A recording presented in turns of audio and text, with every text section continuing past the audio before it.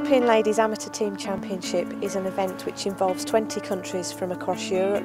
It's a very high-profile event on the European calendar, and players fight very hard every year to get into their team. The team format here is absolutely fantastic. They'll love it. It's great to learn from each other and be together and encourage one another to play well. Day 4 saw the tournament reach the semi-final stage, and Austria and Finland went head-to-head in the first match.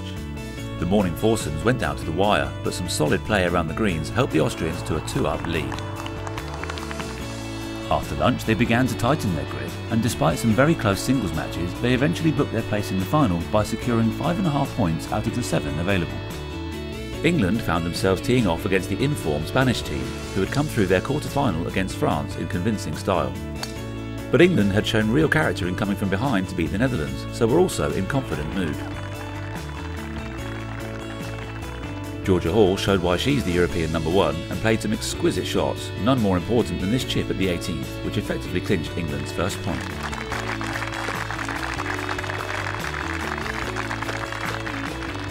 Spain won the other match by 2 holes, so they were all square at the lunchtime break.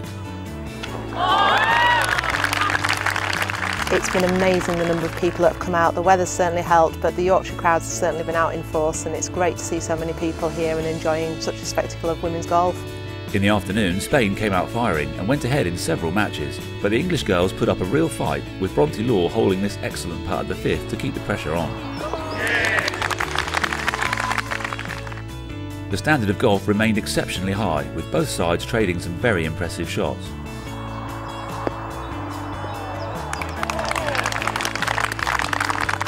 But as the games progressed, it was the Spanish who gained the momentum and eventually secured the victory by 4.5 to 2.5, meaning the lineup for the final was decided. Over the last 3 months there's been a lot of work to get the course into the condition it's in, and the feedback so far from the players and spectators is fantastic. The European Team Championship here at Fulford is a great example of England golf working. The national governing body has attracted the European Championships to England. The club here have done a really great job. The promotion in the local media and through the local councils, bringing hundreds of people through the door every day. And we've now got a fantastic event and a real sense of community. And again, it's a really good example of how England golf can work as one, with the national governing body bringing the event, the local partners helping to deliver it, and we all really benefit. So having narrowly missed out on a place in the final, England were up against the impressive Finland side in the battle for the bronze medal.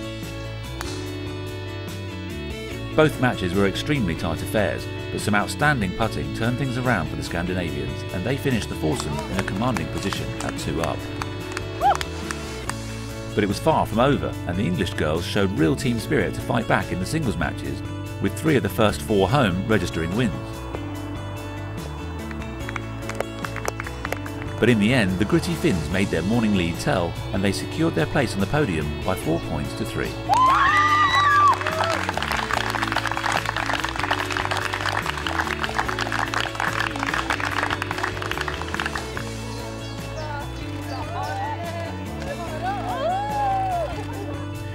In the final, Spain continued their rich vein of form, playing some breathtaking golf like this stunning chip at the 11th.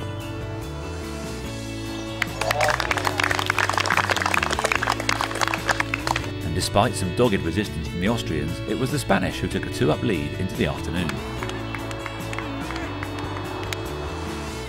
No one could have predicted who would end up as champions, with all 5 singles matches swinging repeatedly throughout the afternoon. But having fallen behind, it was Spain whose consistently high performances helped them to turn around the 2 matches they needed. This excellent putt proved to be crucial, and the celebrations were soon underway.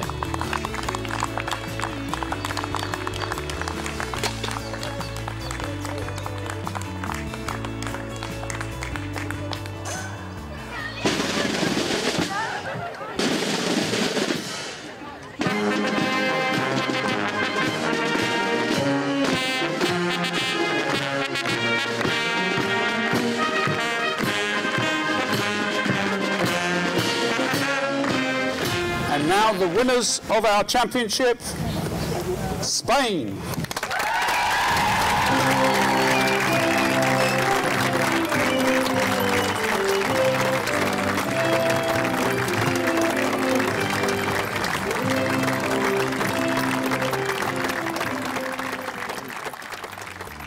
This event will surely influence women's golf moving forward. We've had great coverage in the TV, the radio and the local press throughout the week, so hopefully it's got more people wanting to get involved in golf and we'll get them taking the game up.